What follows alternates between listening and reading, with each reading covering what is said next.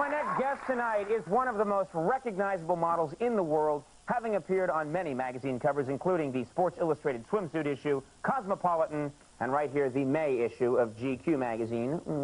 Please welcome Daniela Pestova.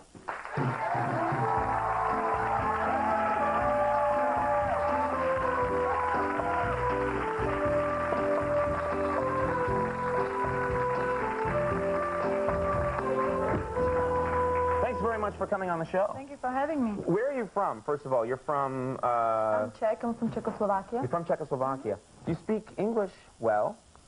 Where did you learn English? Well, I learned English actually listening to music. I listen a lot of Madonna and Sinead O'Connor on my plane rides to jobs, actually. That's how I learned. That's how you would learn English? I never took any class, so I didn't have time to go to school, I guess. So that's what I did, yeah. So for the first year, you probably just sang Madonna songs at people. Yeah. Back a virgin, you know. What do you want? I want a hamburger. How many languages do you speak? I speak about 5. That's great. In this country, people don't take the trouble to learn other languages, you know? So I'm okay just with 1, so it's all right. Yeah, well, you're married. I wanted to ask you about this. It's something that a lot of men are curious about. How does a man get to marry someone like you? How does that happen? How did you meet your husband? Well, I met my husband through a friend, and he actually knew right away that he's going to marry me, and he asked me to marry him the second time we actually met. And the second time? Yeah, the second time we met, he said, you know, would you marry me? And I said, no way, go to hell. What do you think? Who do you think you are? And that's always nice for a guy's ego. No way, go to hell. It's always... Well, you know, he was just so sure. And, you know, he said, no, you'll see. Within a year, I'll marry you. And he just followed me around for 8 months, and he was just very... that's called stalking, actually. There are laws about that. You can't do that. Well, but he was really sweet, you know, doing all that. So we became friends, and then after the 8 months, the question came up again, and I said, all right, I'll marry you. Wait a minute. The guy just followed you around for a year. You weren't even dating during that period, right? No. You're not. He's just following you around. You go somewhere, and he's like, hi. You're like, hi, then you go somewhere else, and hello. No. We became friends, and we realized we had a really good time together. So that's all it was, and then... So that would work. That would work if one were to just follow around a supermodel. You just do whatever you have to do, I guess. Okay, all right. That's your next goal? Yeah. So who do you know who's looking at her? Well, you know, I think one of the angels is single. One of the Victoria's Secret angels? I think so. Okay, yeah, well, I'm deluded now because I actually think I'm going to act on that. What do you think? I don't think she's the kind of person that goes around whining, I can't find a guy. Or do they? Do models? She actually does. She does? Oh, God. She's going to kill me for this, but... Well, you didn't say which one it was, because her name is... I actually thought there was a chance that might work. You're promoting something called Angels 2000. 2000, yes. What is Angels 2000? Angels 2000 is a new bra that is just made out of material that kind of looks very futuristic. It's shiny and sort of, I guess, what you would imagine that we're going to wear in the year 2000. And, a bra of the future. A bra, it's true, it's a bra of the future. It's for, you know...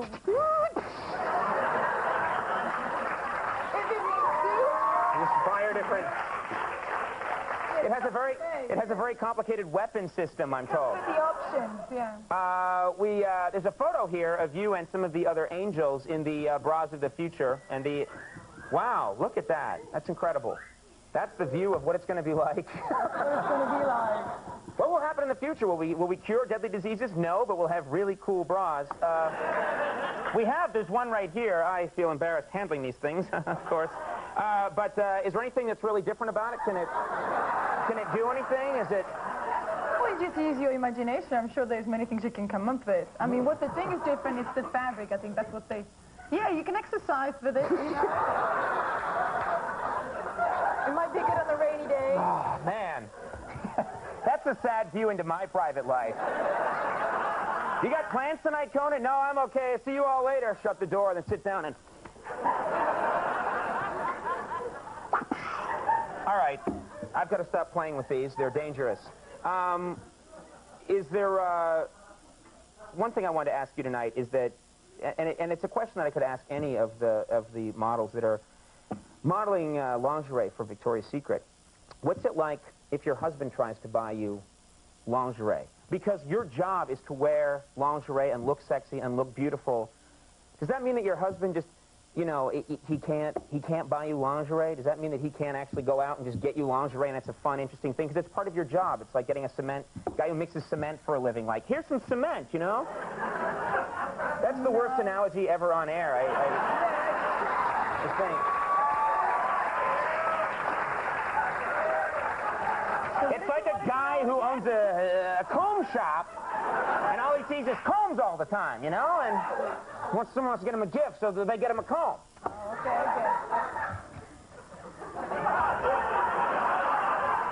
It was going better when I was doing this. Anyway, does he buy you lingerie? I asked him once, actually, because I think it's kind of nice little sexy things to do, and my husband's actually really shy about these things, and it took me about 6 months to kind of like, you know, be really nice with you. And he did finally bought me something, but it just didn't really fit exactly. So I think what he did, he kind of ran in and just picked whatever was there closer to the door and just run out. Oh, he's shy about it? I think like actually buying it in the store. Well, I wasn't there, but I can, you know, assume from how much it didn't fit. How far off was he? Pretty far, actually. Too big, too small? Both. He bought few things. Now I'm scared. He just like got the whole thing. Okay, all right. That's kind of nice, though. You wouldn't imagine that. You'd imagine that if he's used to seeing you in these catalogs that he wouldn't be shy about it. But I think that's kind of cool. That. Well, yeah, it's two different things, you know. One is work and the other thing is just private. Yeah. I can kind of relate because I'm sort of repressed, you know, and I wouldn't be able to... I'm serious. I wouldn't be able to go and buy lingerie somewhere. Do you know what I mean? I wouldn't be able to do it myself. I'd be afraid, you know. I'd get all red in the face. And well, that's probably what happened to him, yeah. Okay. Well, I'll go with him next time to buy lingerie. Maybe it was better. Sure, he's really thrilled about that. Angels 2000, the bras of the future, are available at Victoria's Secret next week. So check those out. Thank you so much for coming on the program. It's very nice talking to you. All right, Daniela Pestova, everybody. We'll take a break. We'll be right back.